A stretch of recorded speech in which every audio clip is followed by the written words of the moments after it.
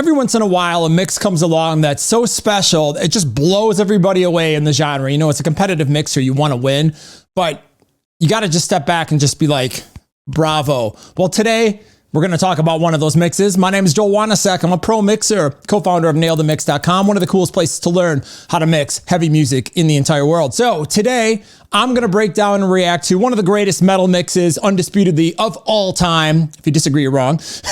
That is Soilwork, Stabbing the Drama, mixed by the legend Daniel Bergstrand. I just personally love this mix and has been very inspirational to me in my career. So let's break this mix down, listen to it. I want to talk today about what makes this mix so incredible. All right, here we go from the top.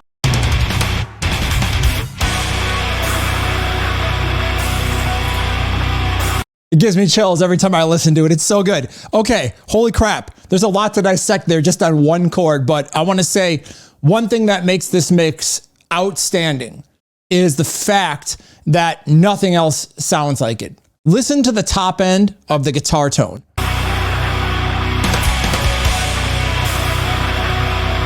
Like, I've never heard a song in my entire life that has a guitar tone that's this identifiable in terms of like the top end. No metal guitar sounds like this that I can think of in any big mix that I've ever listened to. Like, I hear this, I'm like stabbing the drama. You can just immediately tell.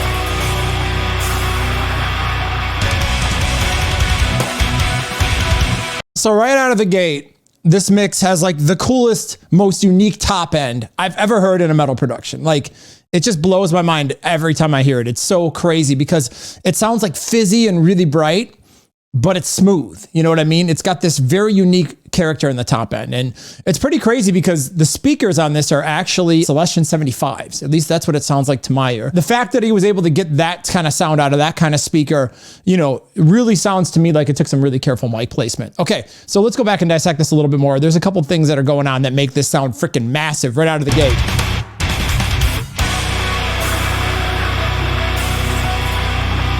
All right, so listen to the extension of the guitars and the bass. What's cool about this mix is you have this like really searing, burning top end, almost as hot as the fire burning that car, right? And you have this massive scoop. And at the very bottom of that is like the bass extension of the guitars. There's actually a ton of sub low. Like, if you listen to this in your stock car system with no sub, it doesn't have a ton of bottom end into it, you know, but when you listen to it on a speaker with a sub and a really good extended full range, like the bottom end on this mix is insane. So listen to like the guitar. It's kind of like a big C, you know what I mean? It's like very bright on top. It kind of scoops out in the mids. And then on the bottom, it just like melds into this massive deep sub bass sound.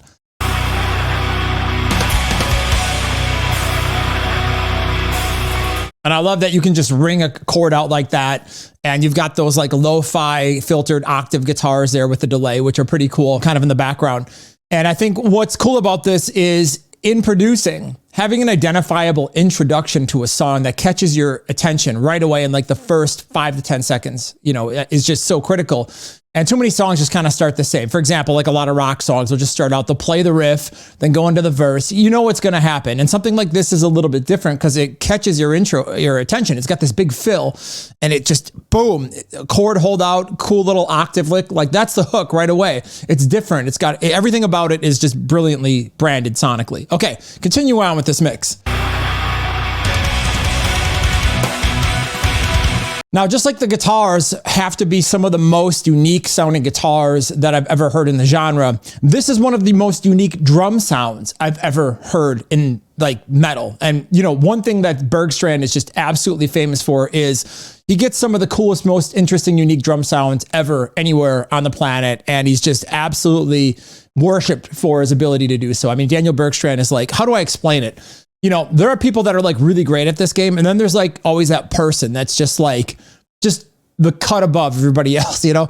And having done Nail the Mix with Daniel and stuff like that, we did like Meshuggah and stuff like that. I will tell you that being in the room with him is really incredible because it's just how ridiculously sick he is and talented. His drum sounds are insane. And what's cool about the drums in this song is they're actually played. They're not just like sample replaced. So listen to the drum. It's crazy because they kind of sound like samples, but they're not. And I know because I have the multi-tracks for this. And I'll talk about that a little bit later. But so listen to the energy that the kick and snare have. Let's talk about this. What's cool about the snare is the snare has a ton of room in it, right? It's got a very unique, like room sound to it. And, you know, it's not so direct as like, for example, like a modern snare, you'd have like a bunch of 200 Hertz just cranked. The snare would be 40 dB louder than the mix. It'd be, you know, it would sound like this hyper realistic cannon. This is just like a mid-tune snare in a great sounding room, hit really hard by a badass, fantastic drummer. And it's a really cool sound. And the kick is cool because, again, it's natural, right? And to be able to get a drum sound like this, that's this punchy without samples, that's natural, that sits in a mix that sounds this massive, like, holy shit, especially in metal. Like, I mean, I can only imagine how much time and energy was put into getting the sounds for this mix. Like, damn. So the kick has got a lot of click on the top. It's very top because, again, the guitars are super bright and they got this cool fizzy character to them. So the kick top is way up there in like the high range. But the kick is also very scooped and it's got a lot of sub in it. Listen to that. It's interesting because the kick is above the bass and the frequency. Like the bottom end of the sub is really pushing from the bass guitar, and even the actual guitars are super thick. But the top of the kick is really pushing on the top end, and that creates that wall energy. There's just enough bottom end in the kick, even though it sounds kind of like on the thin side. And there's just enough bottom to push with that bass where it just makes a massive wall of sound. So it's a really, really good creative decision in the terms of the way the energy moves. Again, because like a lot of modern mixes have like a super thrusted subby kick that sounds really powerful, and as a result, you got to kind of get the bass guitar out of the way.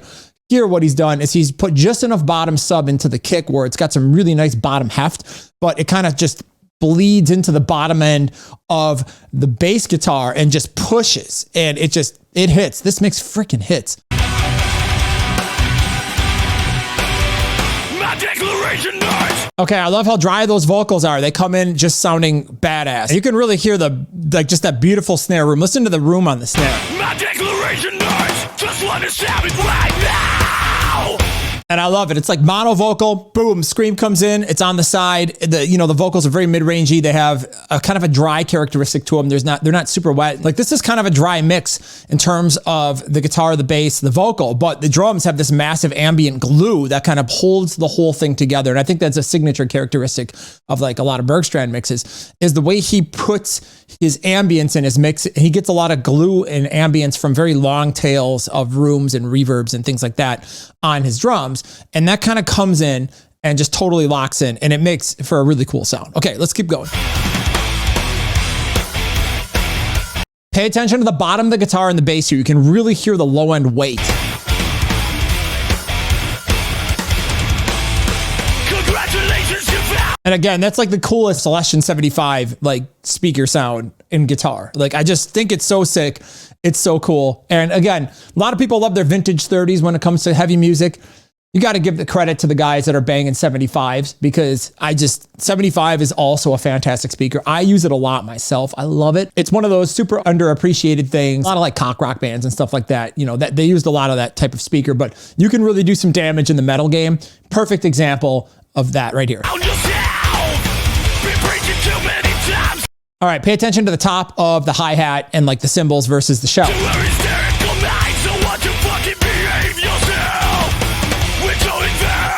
So the shells are a little bit louder as proportion to the cymbals. They're kind of on the back, but the thing is there's a lot of room mics blended in there you can hear, because the drums have this just really long extending ambience to them.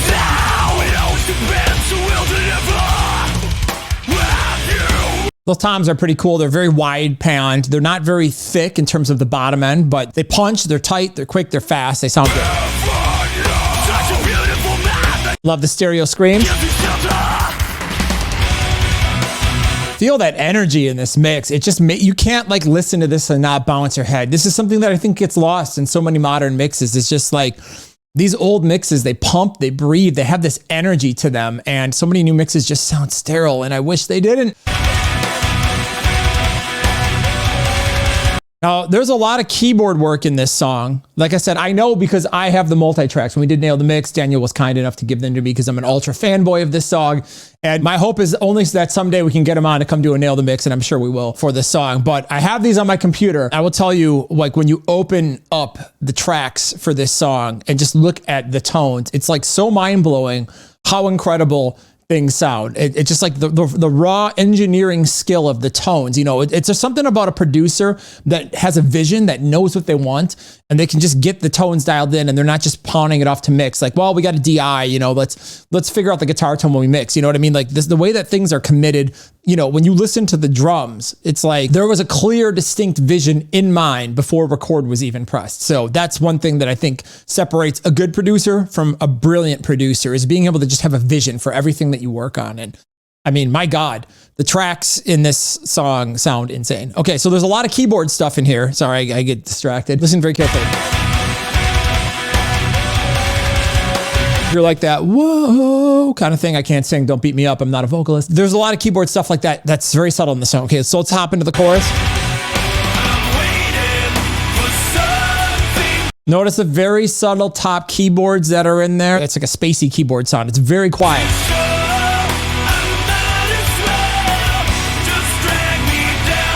Oh, it's in there. You got to listen. It's very quiet. If you hit mute, you know something's missing, but I know it's in there. You can really hear it on that note. There you go. Okay, let's talk about the vocals here. And I love how the vocals just go into stereo. You know what I mean? It's just like a left and a right. You know, if we're doing pop vocals, you'd have like a center. You'd probably have a couple stereo vocals, some stereo harmonies. You'd have like this massive wall of thing. This is just two vocals, left and right, which is weird because most people would go for a center. But I mean, again, this is the kind of thing where it's just like, it's a brilliant producing decision. It's not something you hear every day. It stands out. It catches your attention. You know, the vocals are loud, but they're not like super, super crazy. And I mean, obviously, vocally, this band has always been incredible.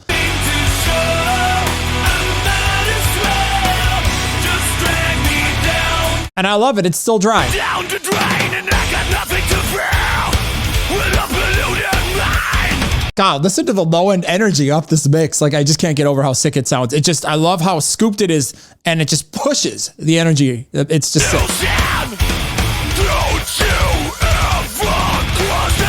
I like the bass guitar because you can't really hear the attack of it, right? It kind of blends into the top end, and you can't really hear the individual notes, but my God, you can feel it. Like the way the energy of the whole mix moves, it's just like, it's just so perfectly mixed, and it's so cool and characteristic. Again, you know, like a lot of more modern mixes, you'd hear like the bass to be really stand out, where you can hear every note and have like a really aggressive top end distortion on it. And this kind of just, it just blends into a wall of sound here. You know what I mean? It just gels. You know what I mean? It's like the cooking reference that I like, where it's just the right amount of salt, where all of a sudden all the flavors and spices in the soup pop, and you eat the soup and you're like, wow, instead of, oh, it still tastes like water and some spices and some ingredients. You know what I mean?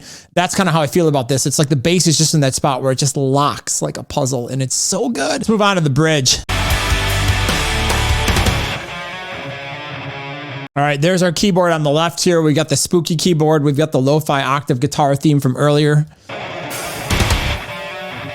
And it's cool. It's kind of quiet because when that drum comes in, you know, it's like explosive. The drum just sounds like a cannon, and I love it. I can't believe how you used to burn. More keyboards here, or like spooky guitar kind of thing in the upper left.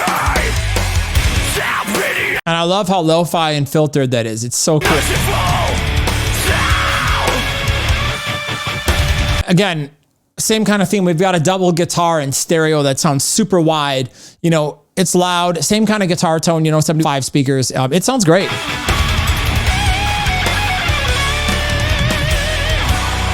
What a badass mix. Like, I don't know how many more times I can say it, because I'm in love with this mix. But this is one for your reference reels. And again, what I think makes this mix just absolutely special and stand out amongst so many other mixes, especially from the time, is just the way the overall vision of the sonic picture comes in, and how just unique and interesting this band sounds. Like nothing, no other, I can't think of another mix that sounds like this. You know what I mean? Like it's got a signature guitar tone, a certain kind of bass, certain kind of drum sound. Like it just stands out. This to me right here is the pinnacle of great metal mixing. So Daniel Bergstrand, man, bravo. Like you're just on another level, and all of us that aspire to be that good someday, Thank you for setting the bar so damn high. So there you have it. Let me know what you think of this mix in the comments below. Of course, you can follow me on Instagram and TikTok. It's at Joel Wanasek. I'm always dropping cool mixing content and talking about this stuff and, you know, dropping tips. If you want to learn how to actually mix something like this, you head over to nailthemix.com. We did have a month with Daniel Bergstrand where he mixed Meshuggah, which was pretty insane